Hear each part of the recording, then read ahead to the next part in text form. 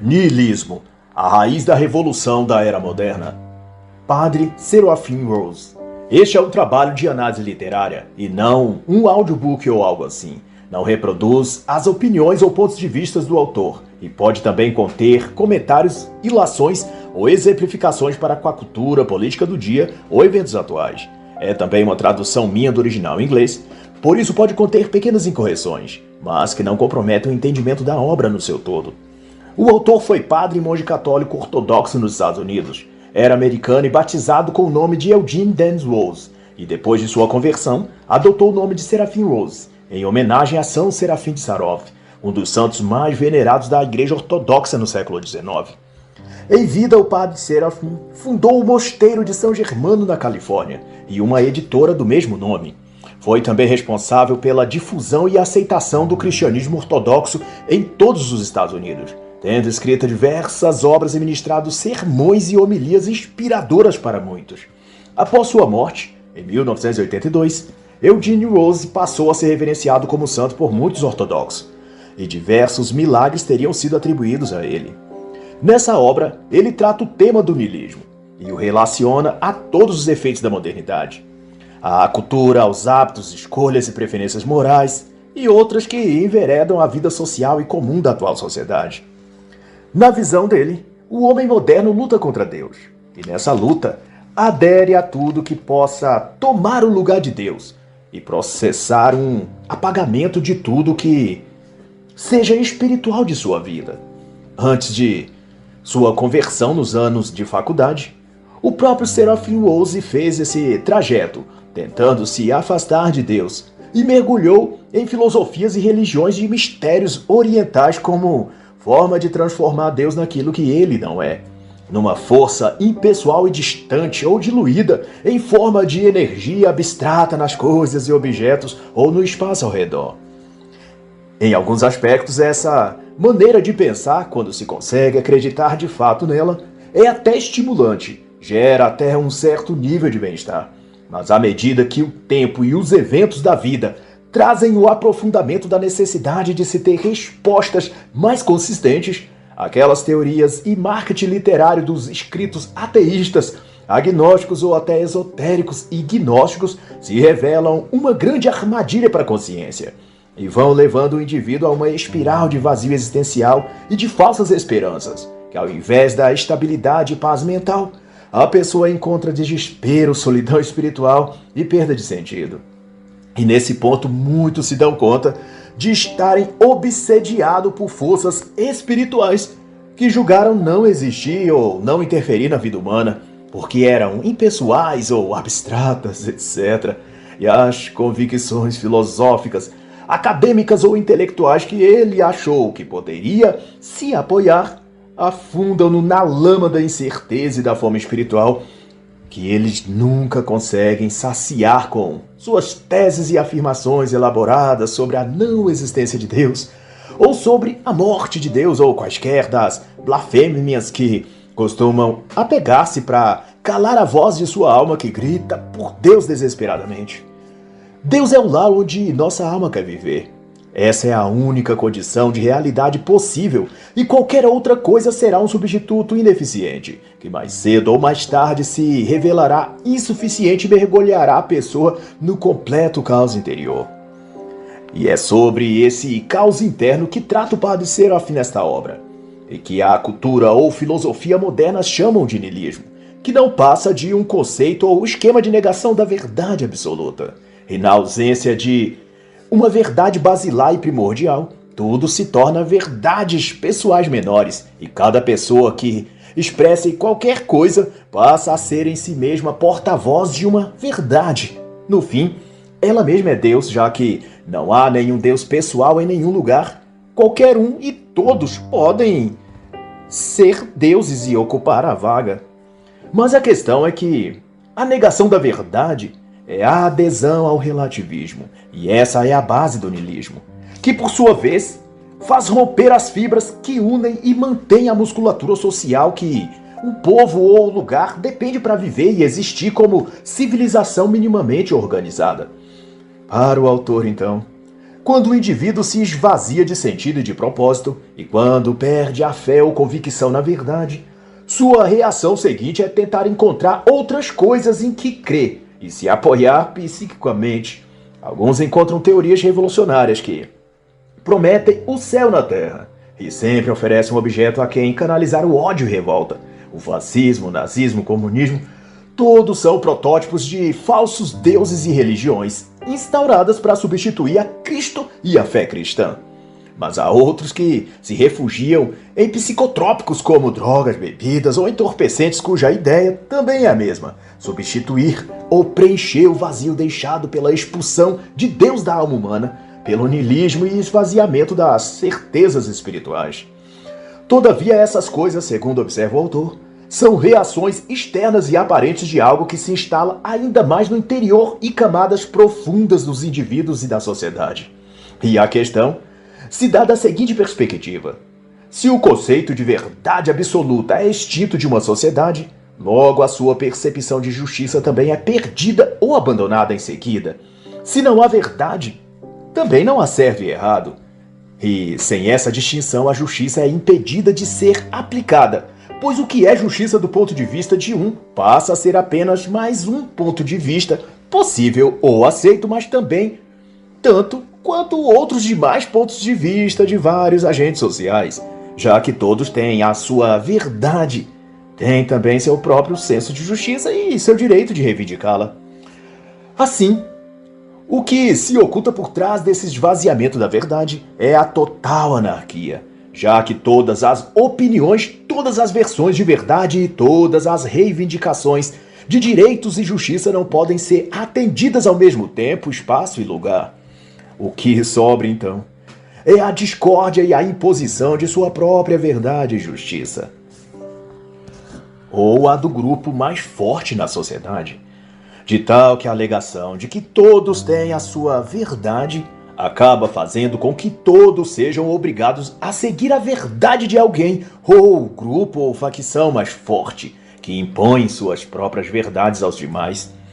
E dessa ótica, a hipótese do niilismo de que a verdade absoluta não existe e tudo é relativo, incita e abre caminho para um sistema anarquista e autoritário depois. A presunção, portanto, de que o fenômeno da razão pura desempenha um papel de depuração ou de esclarecimento na sociedade ou quaisquer tipo de desenvolvimento não passa de um engodo, que ao fim só seduz aqueles que já estão buscando um pretexto para justificar suas neuroses existenciais e guerra contra Deus. E assim, doravante, a primeira vítima do niilismo é a verdade, e a segunda, a justiça. E ambas são recursos do intelecto para se compreender a vida e se estabilizar psicologicamente. E a ausência de uma e outra coisa gera uma doença social, obviamente vista e expressada na sociedade moderna.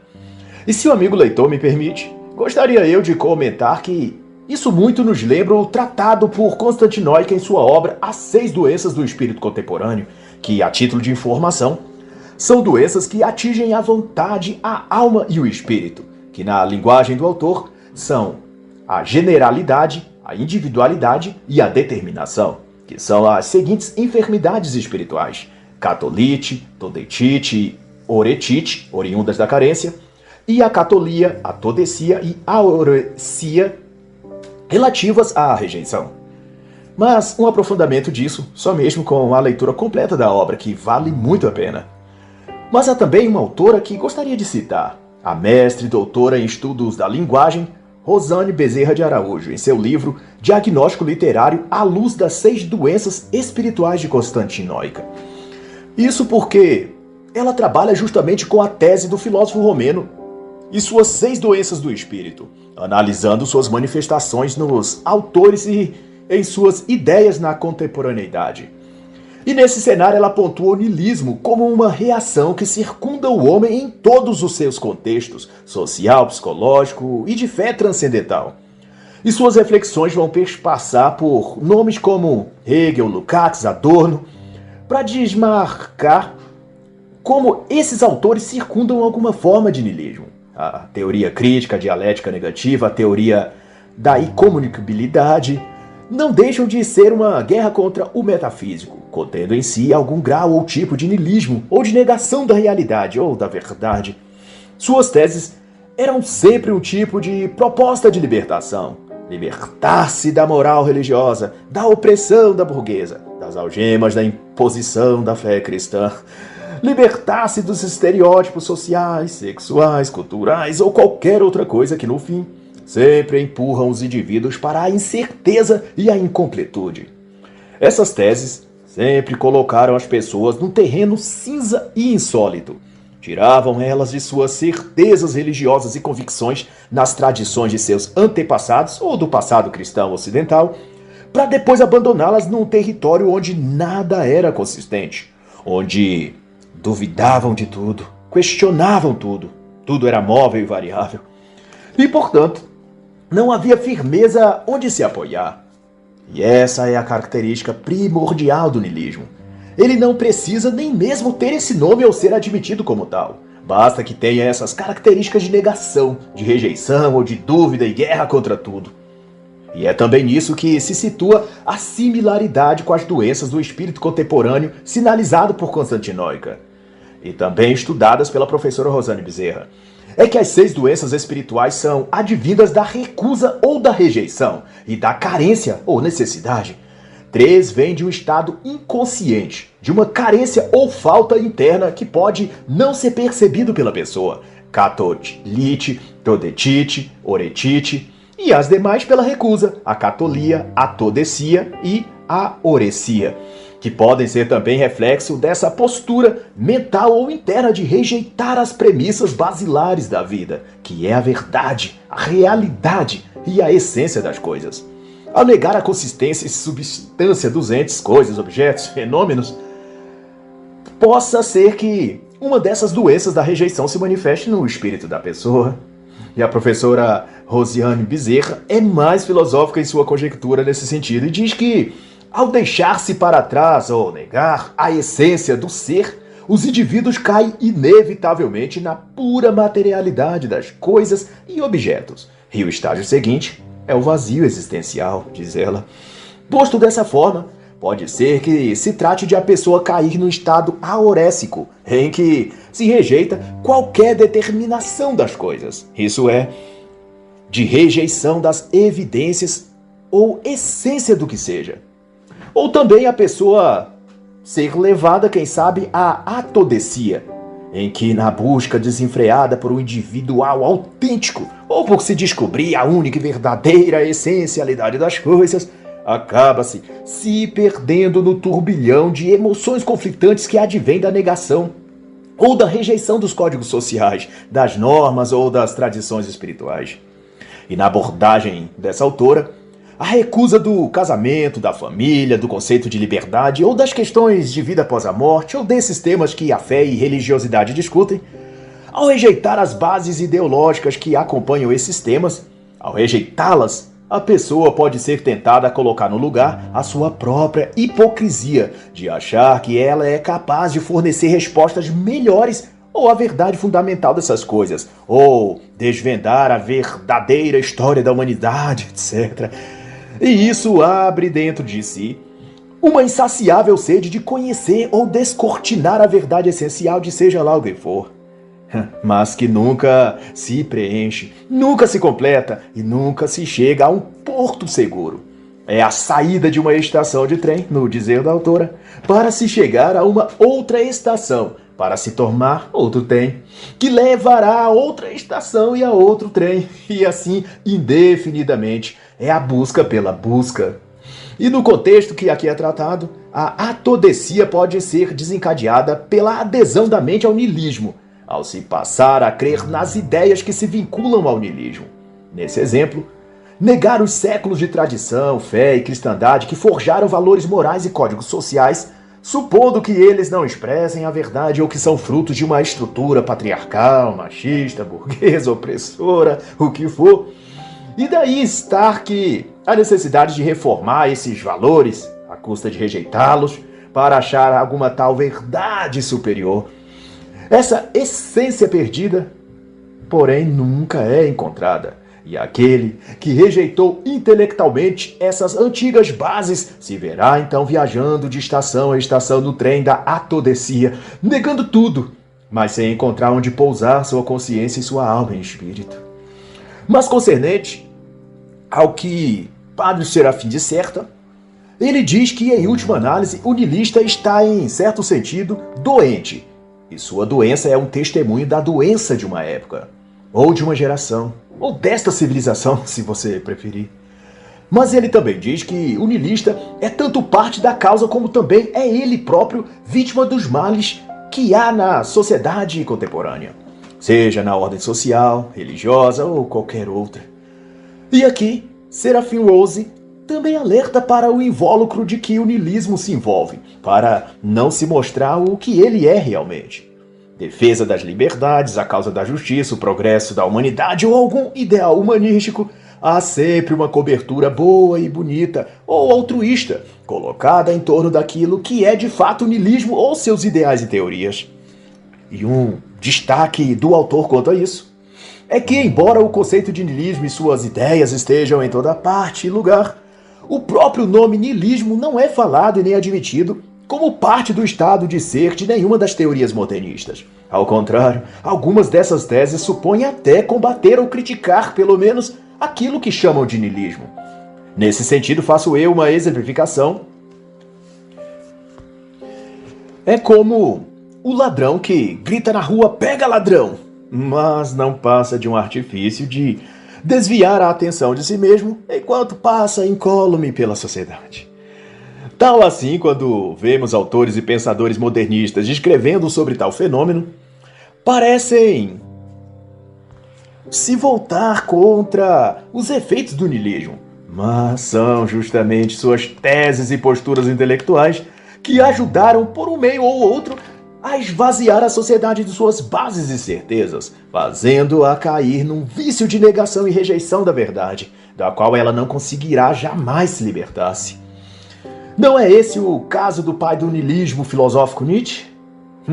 Mas, antes de avançar aqui, eu deixo a recomendação de uma obra e autor que acho relevante ao assunto aqui discutido, Scott Hahn e o seu livro Todos os Caminhos Levam a Roma. Apesar de se tratar de uma obra ou relato de seu testemunho pessoal, acho produtivo e esclarecedor diversos pontos que ajudam a aclarar sobre o drama da busca por uma base existencial em que apoiar a fé e a inteligência quanto às verdades espirituais. E é exatamente o que o niilismo tira das pessoas para mergulhá-las no vazio e revolta indefinida. Nessa obra eu separo o capítulo 6 como muito contundente nesse sentido. Scott Hahn chama de ir a Roma é voltar para casa. E o conceito é que, na experiência dele, encontrar a fé católica foi encontrar o seu eixo pessoal e espiritual. Ele parte da visão de que estudar a fé, as escrituras e se colocar de mente aberta aos argumentos e ideias que ele teve contato nos seminários, centros de estudos e paróquias por onde passou ao preparar o seu doutorado em teologia e sagrada escritura, fez com que ele enfrentasse tudo o que acreditava ou não, mas de forma intelectualmente honesta, sem a postura rígida de muitos ateus ou niilistas de quem está amargurado e em combate contra Deus ou algo assim. Hahn conta que sentiu-se desafiado a viver as convicções que lhe era apresentado.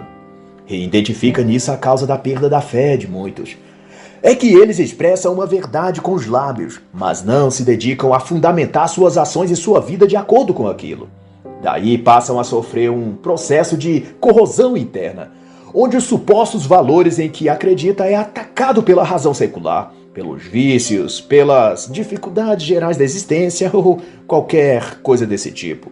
E diante de uma constante acusação interior de sua mente, que lhe aponta as dubiedades em que vive e etc., essa pessoa se esfria da fé e, como contrapartida, passa a atacar aquilo que antes ele acreditava.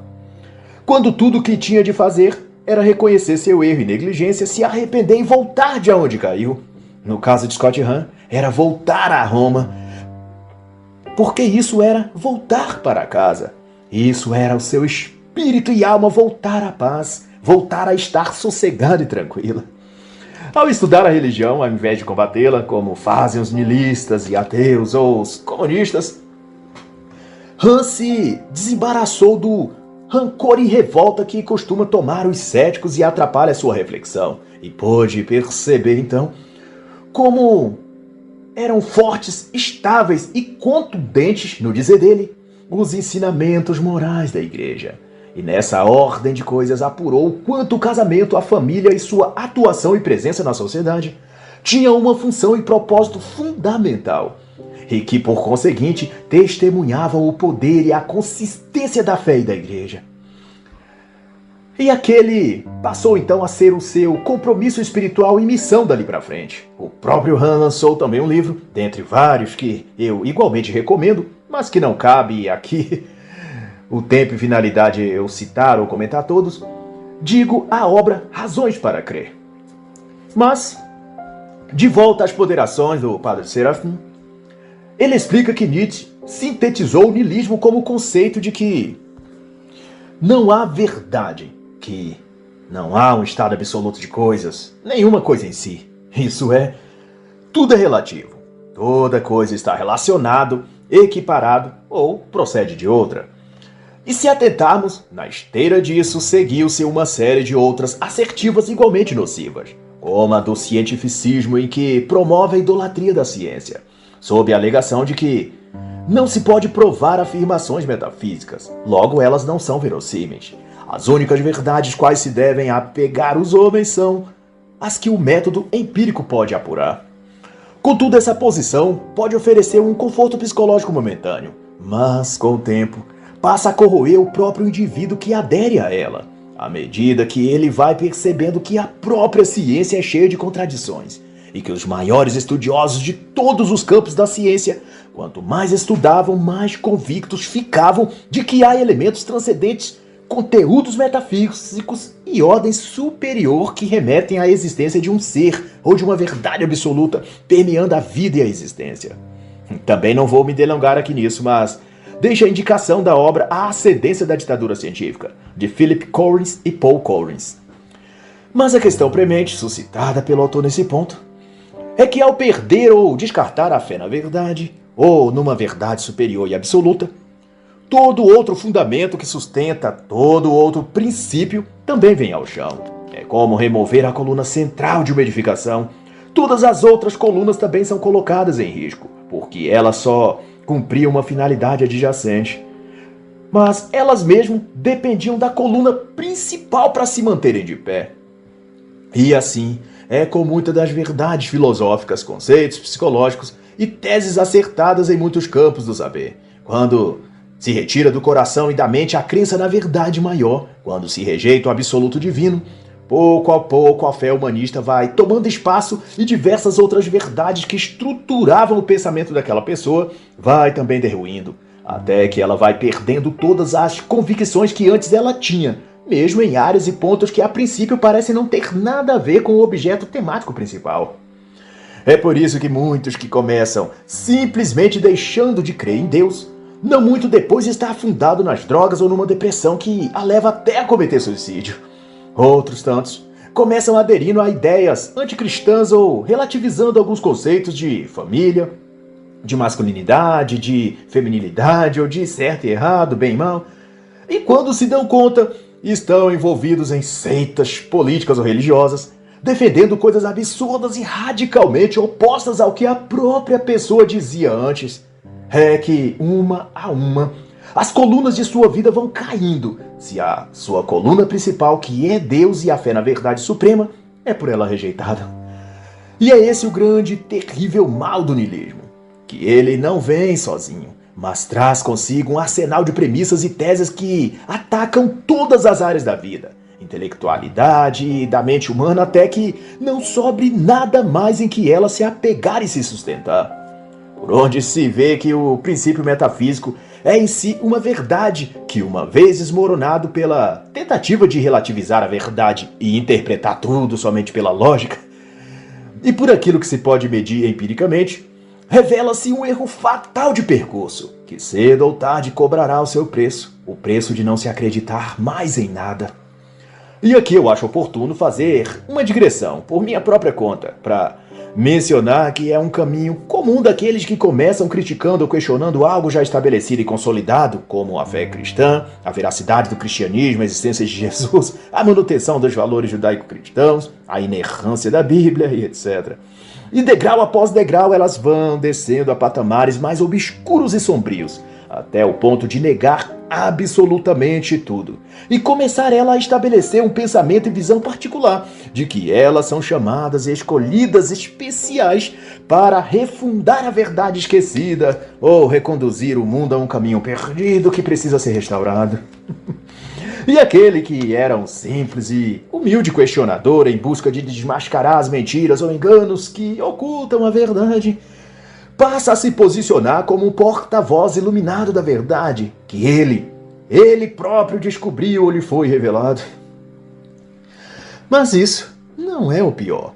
Pode ocorrer também desse escolhido especial ir refutando coisa por coisa, como se tivesse a tirar camadas de uma cebola até se perder ele mesmo nos seus propósitos e premissas iniciais. Até então, ele mesmo ter perdido, mas como tendo avançado demais em suas posturas de negação, ele se sentir constrangido demais para retornar. O passo seguinte, então, que sobra a ele, é continuar descendo nas sombras de suas negações, torcendo para em algum momento achar o fim, o ponto de estabilidade daquilo tudo. O que nunca encontram, daí terminam mesmo por seguir um dos caminhos. Ou tomar-se um opositor declarado, incrédulo assumido, ateu ativista ou um zombador da fé, e pessoa frustrada, fingindo-se de lúcido e feliz, mais do que antes ele era, só para dissimular que depois que abandonou a tal mentira, seu coração repousou por achar a verdade, ou ele seguirá um outro caminho, o caminho tortuoso de fundar uma seita, e passar ele a prender os outros em camadas após camadas de meias verdades e velhas falácias, estando ele consciente disso ou não.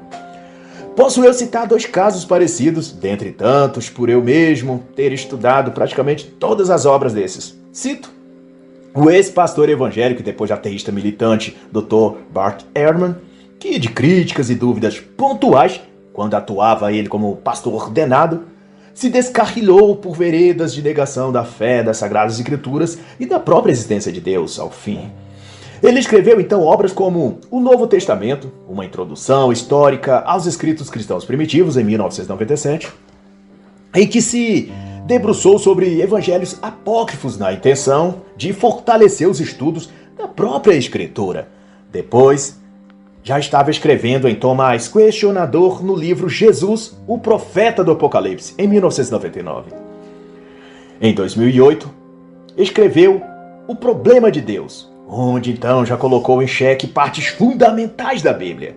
E no mesmo estrilho da obra anterior, O que Jesus disse, o que Jesus não disse, de 2005, até finalmente cair na negação total do que havia crido e seguido antes, lançando em 2012 o livro Jesus Existiu e Como Jesus se tornou Deus, em 2014, onde ele abertamente se opõe às verdades do Evangelho do próprio Deus. E toda essa escalada, ao que vejo, começou com a velha armadilha nihilista de que há uma verdade escondida que precisa ser descortinada por aquela pessoa. No caso de Bart Ehrman, ele peregrinou esse caminho muito provavelmente imbuído das melhores intenções. Mas, como sempre acontece, numa curva ou atalho da estrada a pessoa é desviada para a arrogância de que ela encontrou uma verdade superior que ninguém mais viu, ou então que ela tomou a Red Pill sagrada e abriu os olhos como ninguém mais conseguiu fazer. E só ela, no meio de tantos, é que de fato se libertou da Matrix. Seja a Matrix religiosa, a dos relacionamentos, a Matrix da verdadeira história da humanidade, a Matrix do sistema político, a dos judeus sionistas controladores do mercado financeiro e etc, etc. Sempre a pessoa se convence de que há uma coisa qualquer que só ela pode ver ou se despertar. E Ehrman passou por todo esse processo que talvez você, amigo leitor, esteja passando. Suas primeiras obras eram todas nesse sentido de que algo estava sendo escondido ou ocultado por seja lá o que for, e ele é quem obteve a graça de desvendar. Verdade e ficção, em O Código da Vinci, A Corrupção das Escrituras, O Evangelho Perdido de Judas Iscariotes, Cristianismo Perdido, Escrituras Perdidas, enfim, todas essas obras indicavam que havia uma essência desconhecida de um lado e um guerreiro da verdade do outro, batalhando contra o sistema para desmascarar tudo aquilo. Haja Red Pill. Mas outros percorreram essa mesma saga e igualmente tiveram a suposta iluminação da verdade. William Paul Jung é um clássico desse esquema psicológico de que trato aqui. Ele escreveu A Cabana, em 2007, em que já questionava alguns pressupostos bíblicos. Em 2012, avançou com A Travessia, onde ele mesmo parecia atravessar do polo das certezas fundantes da fé para o terreno movediço das incertezas e negação. Depois ele lançou Eva, em 2015. Curiosamente, aquela que comeu o fruto e se perdeu. E em 2017 já estava negando tudo que, como pastor evangélico, ele tinha ensinado com a obra As Mentiras que Acreditamos sobre Deus. No exato exemplo do que comento aqui, de que o curso de negar a verdade absoluta de Deus leva ao rumo de a pessoa acreditar em seguida que ela própria teria recebido conhecimento da verdade perdida. Mas dado que esse é o núcleo do que o padre Serafim debate neste livro, sobre o niilismo ou seus efeitos, me proponho a citar ainda um outro autor, como exemplo dessa ida ou declive para distante da fé, que nesse enunciado do padre Serafim está tratado com os termos de verdade ou verdade absoluta. Reporto-me então ao autor Frank Viola e suas inúmeras obras que, de simples críticas específicas, foi adentrando a mesma espiral de negação para onde o niilismo envia todo aquele que começa bem intencionado a colocar em dúvida a sistemática verdade das escrituras ou da própria questão da verdade em si. Como os autores anteriores, Frank Viola também foi tragado pela ideia de que a verdade essencial estava encoberta e ele estava então convocado a desvendá-la. Embora devo dizer que, diferente dos demais, Frank é muito mais honesto intelectualmente e muito respeitoso quanto ao sagrado, o que faz dele um autor que até gostei de ler e que até nutro algum respeito e admiração em certo sentido. O que já não digo de Bart Ehrman e William Paul Jung. Mas seja como for, a jornada do anti-herói, digamos assim, que Viola percorreu, teve seu ponto zero na obra Reconsiderando o Odre, em 1998. Depois evoluiu em A História Não Contada da Igreja, em 2004, e que é um bom livro, diga-se de passagem. Depois avançou em 2005 para Cristianismo Pagão, um best-seller, e foi consolidado com a obra Reimaginando a Igreja, em 2012, em que já aí ele já estava, como se diz, fora e liberto do sistema religioso e arrastando a muitos junto com ele. O resultado foi um movimento mundial de pessoas afastando-se dos templos religiosos cristãos e formando ou pretendendo formar comunidades cristãs caseiras que se reúnem em casas numa espécie de núcleo familiar cristão, como células evangélicas, crendo eles estarem imitando os cristãos primitivos e evitando o tal sistema religioso da Matrix. E esse expediente encontrou ressonância em muitas pessoas que tinham tido uma experiência traumática qualquer numa dessas milhares de denominações evangélicas e por isso acharam a proposta mais saudável do ponto de vista psicológico. Essa proposta esteve no auge na década de 2000 e teve repercussão no trabalho do pastor americano Cornelius Correll, em sua obra Igreja Orgânica, e no best-seller de Wayne Jacobson e David Coleman, Por que Você Não Quer Mais Ir à Igreja?, lançado no Brasil em 2010. O próprio Frank Viola, já citado, lançou também uma obra em 2011 com essa temática chamada Vivenciando uma Igreja Orgânica. E esse mesmo autor lidera a rebelião dos desigrejados protestantes na internet e no mundo. O que não critico aqueles que estão em busca sincera de uma vivência cristã mais autêntica. Deus há de iluminar a todos. Mas o caso aqui em questão é que, de acordo com Serafim Rose, essas ideias que começam sempre bem intencionadas e altruístas, acabam sendo capturadas por uma corrente niilista de pensamento, cuja filosofia vai empurrando as pessoas para um vórtice de conjecturas, questionamentos incessantes e a tal busca pela verdade, que frequentemente joga a pessoa cada vez mais fundo na dúvida, nesse ciclo de questionamentos e na eterna busca por respostas que nunca são achadas. E a cada curva na estrada, uma outra curva aparece, e em seguida uma outra, e depois aparece ainda outra, e a pessoa nunca acha sua paz de espírito e tranquilidade mental. E Padre Seraphim insiste que a busca pela verdade acaba ocultando a própria verdade, pois a verdade não é uma coisa e não está em um lugar que se possa ser achada. A verdade é um ser, é Jesus Cristo, Filho de Deus. E quando somente aceitamos isso e ficamos em paz com isso, tudo mais nos vai sendo apresentado, descortinado, ou como queira se falar. A verdade não pode ser descoberta por nenhum tratado de filosofia, por nenhum compêndio teológico ou entidade política, acadêmica nem eclesiástica. A verdade só pode ser revelada, primeiro em forma de uma relação de Deus para com sua criatura, o homem, depois na forma de categorias menores de verdades sobre a vida, sobre a criação, o próprio homem, e daí vai se dirimindo para questões e coisas menores até abranger tudo mais que interessa a pessoa ou ela busque compreender. A flagrante distorção do niilismo é o seu materialismo, a negação do transcendente ou metafísico, de assim que toda a alegada ciência humana, social ou de qualquer outra área, que parte da rejeição do sagrado, do divino ou de seu Deus propriamente, como marxismo, socialismo, positivismo ou as tendências orientais de gnose, cometem o erro inicial de fechar a porta das possibilidades e daí se impõem a seguir e a ser o único caminho que restou, o do puro materialismo, causuísmo, dialética disso ou daquilo, somente opções humanas e seculares, por onde não importa a curva, o atalho ou desvio ou estação que se tome ou embarque a partir daí, todos levará sempre a um lugar errado de meias verdades ou de eternas mentiras.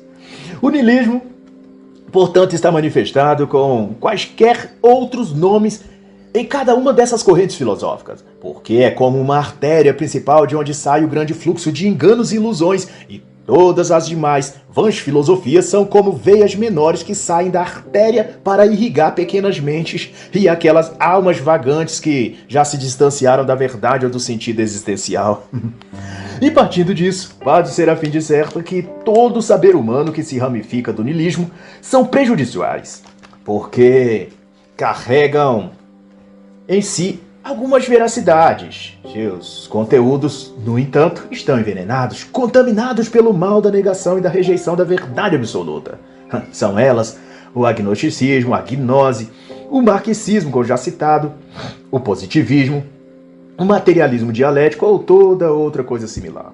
Durante a Revolução Francesa, precedida pelo Iluminismo, para você ter ideia, foi esse o ideal buscado e defendido, de que a verdade precisa ser descortinada e a liberdade feita surgir a partir dela. Fizeram-se, então, renascer aquilo que supunham que a Idade Medieval tinha obstruído. E era tudo o que o paganismo grego das artes mágicas que as religiões antigas praticavam e chamavam de verdade e de liberdade. O Renascimento quisera, nessa parte, resgatar o que havia de pior e de mais obscuro no Egito, na Grécia, na Pérsia, Babilônia, ou seja, onde for, e em nome da fraternidade, do conhecimento ou da sabedoria, criaram um estado caótico de barbárie, onde se negava a Deus, mas se abraçava divindades egípcias, helenísticas, sei lá o que mais. E de onde se depura que o niilismo não é a ausência de tudo, mas o preenchimento de tudo pelo vazio. É o nada em forma de negação e de rejeição, corroendo as bases individuais, sociais e espirituais das pessoas como um câncer se alastrando e não deixando sobrar nada.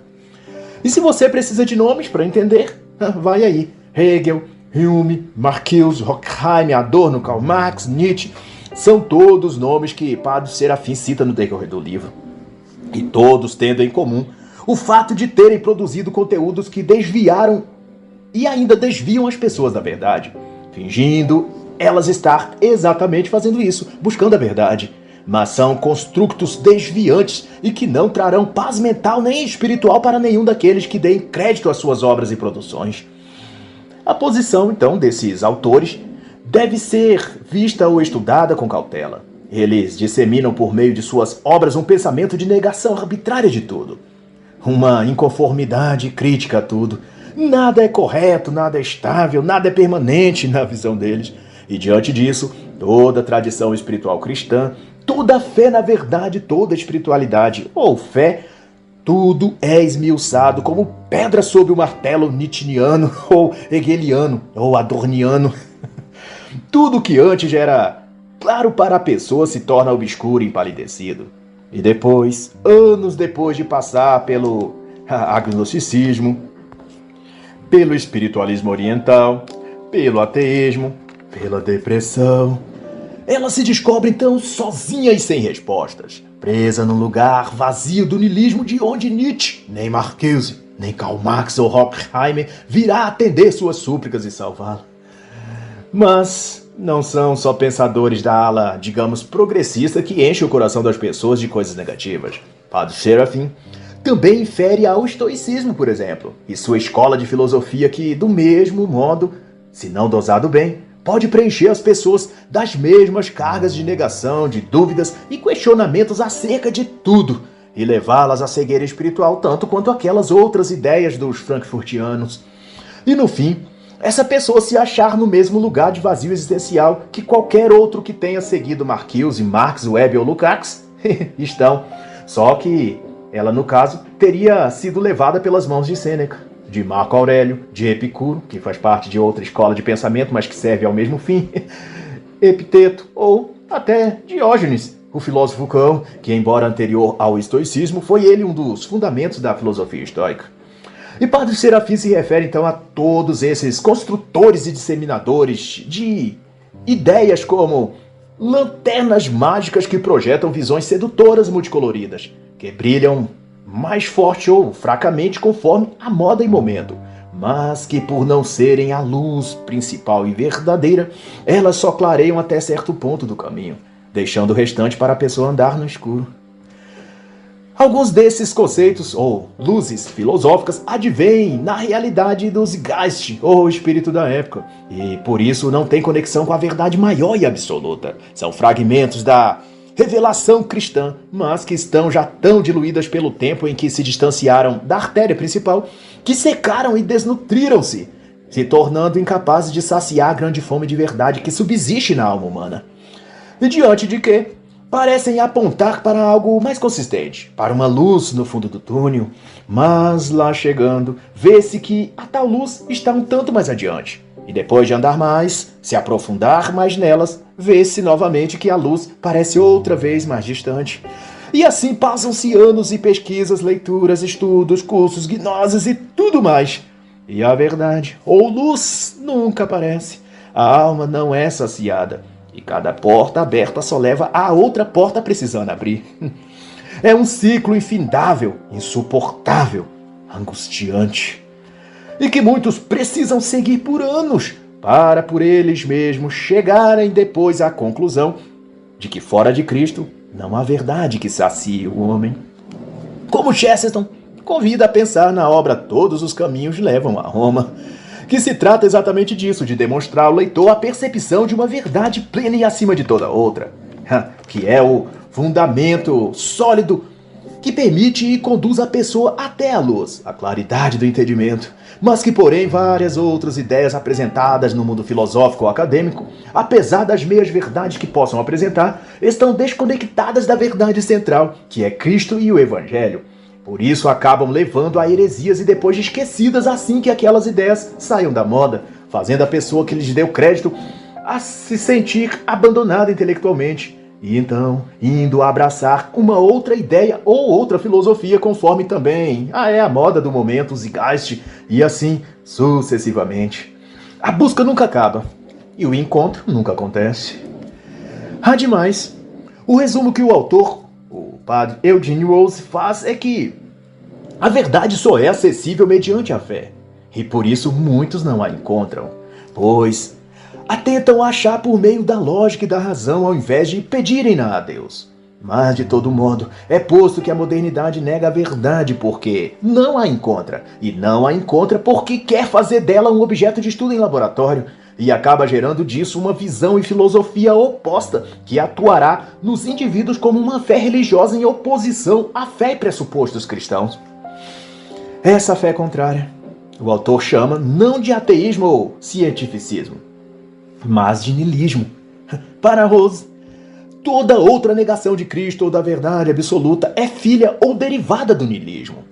Humanismo, ceticismo ou pensamento revolucionário em geral, para eles são escalas de uma mesma régua, onde cada grau é uma escola dessas de pensamento ou filosofias que varia a técnica de abordagem e o seu grau de aprofundamento no seu princípio básico de negação, mas contudo só difere no fundo do quanto uma está mais próxima ou distante do fundo do poço psicológico e intelectual.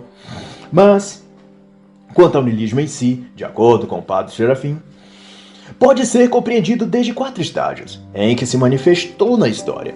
O liberalismo é o primeiro, que na perspectiva dele seria um tipo de niilismo passivo, que embora não tenha produzido nenhuma guerra direta contra a verdade ou contra Deus, ainda assim serviu como patamar para que ideias niilistas como o humanismo ou o humanitarismo viesse tomá-la como base posteriormente, pois que desta nasceu o conceito moderno de democracia, que surge como um substituto religioso ou da ordem religiosa em sentido amplo. Do liberalismo também adviram o formato moderno das instituições acadêmicas, do governo, da ciência e os próprios ciclos intelectuais humanistas, que tanto mal fizeram à sociedade contemporânea, que, é claro, Sorrell irá explicar muito melhor do que eu na sua obra Os Intelectuais e a Sociedade, a qual deixo, então, a fervorosa recomendação. Em segundo estágio, o autor cita o realismo e vai dizer que aqui se inclui as várias formas de naturalismo, do positivismo, do materialismo, do determinismo e dessas doutrinas que se dedicaram a desconstruir tudo o que havia de saber e conhecimento na sociedade nos séculos XIX e XX. E da premissa de Eugene Rawls, o realismo postulou que nada existe além do que é óbvio, o que é uma declaração abertamente niilista por definição. Já a terceira etapa do niilismo, ao ver de Serafim Rawls, foi o que ele chamou de vitalismo, que foi expressado na esfera de influência política principalmente, gerando como resultado ideias totalitárias e ditatoriais, sob o pretexto de recompor, de reformular, regenerar ou revitalizar a sociedade. E daí nascem os grupos ou ideologias de ativismo político baseados em alguma forma de dialética, de raças, de sexo, de classe social, onde a essência dessa forma de niilismo é a negação da participação, necessidade ou da capacidade de Deus de interferir nos dramas humanos. Logo, era necessário e fundamental que eles próprios, os seres humanos dessa época, tomassem as rédeas do universo e reordenassem o mundo segundo o que eles queriam. E assim se sonhou uma nova terra, um novo homem, mas tudo construído pelo próprio ser humano, sem a opinião ou participação de Deus, que para esse tipo de niilismo não existia de qualquer modo. E o quarto tipo de fenômeno niilista foi então o da destruição. Esse, por sua vez, está abertamente em oposição a tudo que chama em verdade, justiça, beleza, bondade. É a recriação da civilização a partir da sua destruição, de suas cinzas. Ele mira, portanto, as instituições religiosas cristãs, a família, os filhos, a sexualidade, tudo que se estabelece na cultura e vida humana como fonte de segurança e estabilidade. Esse niilismo moderno visa destruir. Ele se expressa, portanto, através do transhumanismo, da nova ordem global, da tecnomagia e também das técnicas e tecnologias de virtualização da vida humana.